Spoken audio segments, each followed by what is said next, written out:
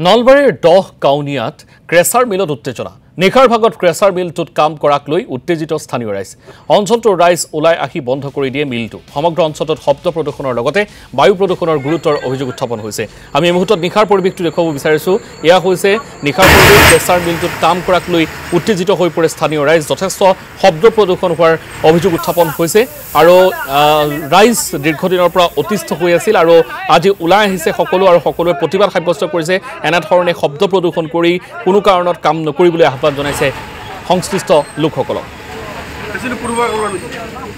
তাৰপৰ ইয়াতে যে কামটো কৰি আছে আমি হাইটেকৰ কাম কৰি আছো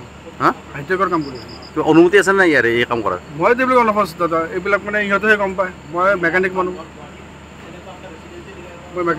কোনে চলাই আছে এইটো মই চলাইছো এই গোটেই মালিক পূৰ্বকাল মালিকে ইহঁতে মই ইহঁতৰ চিনাকি নহয় মোৰ এইটো আপোনাৰ কাৰ্বিডিঙৰ মাল বনাই আছো আলকাট্ৰা আৰু আপোনাৰ হিল একেলগে মিক্সাৰ কৰি আছো মিক্সাৰ বনাই আছো আজি বহুদিন ধৰি ইহঁতে যিটো আলকাট্ৰা আছে এইটো ইহঁতে পুৰি আছে পুৰি থকাৰ কাৰণে আমাৰ এই বৃহত্তৰ দহকাউনীয়া অঞ্চলত তাৰমানে এই গন্ধত তাৰমানে মানুহবিলাক ৰ'ব নোৱাৰা হৈ গৈছে এই আপোনাৰ গোটেই বৃহত্তৰ এই দহকাউনীয়া গাঁৱত তাৰমানে গন্ধৰ কাৰণে মানুহ তাৰমানে